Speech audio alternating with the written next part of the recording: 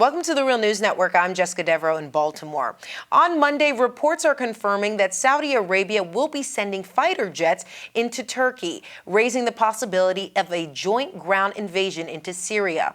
But the two U.S. allies seem to be backtracking a possible ground invasion after U.S. Secretary of State John Kerry called for a cessation of hostilities. Now, Turkish and Saudi officials are saying that they will be waiting to see how a planned ceasefire transpires. Now, joining us from Williamsburg, Virginia, to understand the significance of this news is Larry Wilkerson. He is the former Chief of Staff for U.S. Secretary of State Colin Powell, and he's currently an adjunct professor of government at the College of William and Mary. And of course, he's a regular contributor to The Real News. Thanks for being with us, Larry. Thanks for having me, Jessica. So, Larry, let's break down the intentions of Saudi Arabia and Turkey in putting forth the possibility of a ground invasion in Syria. What's their objective?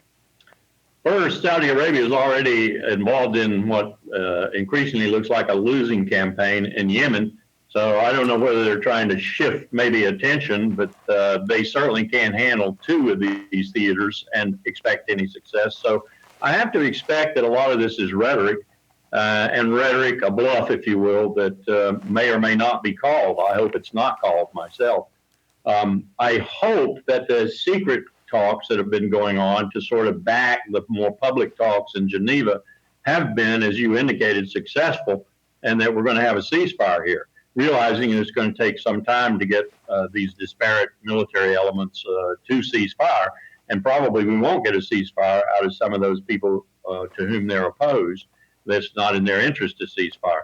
So we've got to wait and see what happens. I'll just say that I hope that no more forces are introduced into this, because in a conflict like this, with the Turks bombing Kurds supported by the United States, with the Iranians and Hezbollah in particular helping the Syrians, with the Saudis having funded the ISIS elements in Syria already, and other complexities I haven't even mentioned, this has every prospect to be an August 1914-like event series that could lead to a much wider war, far more powerful belligerents, and maybe even a conflict that none of us, not a single one of us, other than perhaps ISIS, ever contemplated or wanted in the first place. Let's unpack that a little bit more. We're not fear-mongering here or trying to scare our viewers, but what do you mean by that? It could be an even larger conflict. Well, we see one of the most formidable land forces on the planet today, the Turks, with the potential of getting into this conflict in a significant way to eliminate once and for all, they think, Erdogan thinks, because let's face it, Erdogan is not the person he was 10 years ago. He's more embattled now, and he's seeking for ways to consolidate and keep his power. We're looking at the possibility of them entering the fray against an enemy, quote unquote, whom we are supporting and count a friend, the Kurdish group that's made some of the best headway against fighting ISIS forces in Syria. Further, we're looking, as I said, at the Saudis suggesting they're going to enter the fray with 150,000 troops. I don't know where they're going to get them, but they're going to enter the fray with that. And we're going to wind up with the Saudis, who financed the elements of ISIS we're going against, fighting against those elements. I find that really hard to believe. We haven't even mentioned the Sunni-Shia schism that's going to be present in this. And we haven't even mentioned Iraq, who's in the background looking at the problems that the Sunnis are going to have, the Shia, or the Sunni Saudis, as it were. And all of this coalesces around the fact that Russia and the United States have major interests and major commitments in Syria. You put all that together, and you've got the chemistry for a real shooting war shortly after everybody says, well, damn, this isn't working at all. Let's just go in and make it work with force. Yeah, let's talk a little bit more about that force, because some people would argue that Saudi Arabia and Turkey taking this stance might actually get the Russians and Assad to the negotiation table. And this sort of pressure or possibility of a ground invasion will sort of further that along. What do you make of that argument, Larry? Well, that's interesting that kind of pressure would be brought. I mean, if you're looking at the Saudis coming in to help fight ISIS, which is the ostensible reason they announced they would come in, how does that hurt Assad? And if you look at the Turks coming in, or the Turks using armaments, ground or air or otherwise, to help defeat ISIS. How does that defeat Assad? And yet that's both of their avowed purposes, Riyadh and Ankara, get rid of Assad.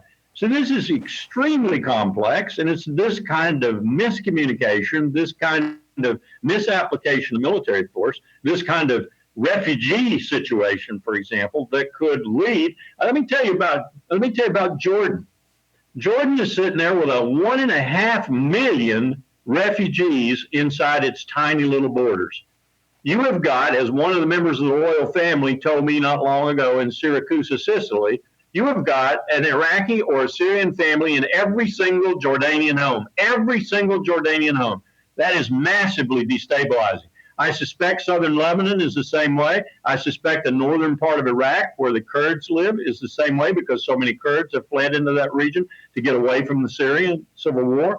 We're looking at a massive possibility for a lot of conflict from one end of that region to the other, north, south, east, and west.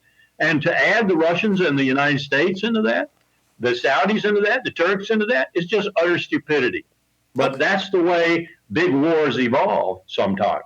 Yeah, and I want to talk a little bit more about Saudi Arabia, because there's some news coming out. Human Rights Watch had put out a report saying that they're using internationally banned cluster bombs that were actually made in the U.S. Larry, I just quickly want to get your take on that. Is anything being done to reprimand them for these kind of actions? Cluster bombs are a form of munition that should be banned from the battlefield, period, just like landmines, other reprehensible human developments for using and augmenting the war capacity of a state. If the Saudis are using cluster bombs, if anybody's using cluster bombs, if the U.S. is using cluster bombs, they should be taken to the ICC and they should be charged with war crimes. That's my view on it. I'm sorry, but that's my view on it. Okay. All right. Larry Wilkerson joining us from Williamsburg, Virginia. Thank you so much for being with us. Thanks for having me, Jessica. And thank you for joining us on the Real News Network.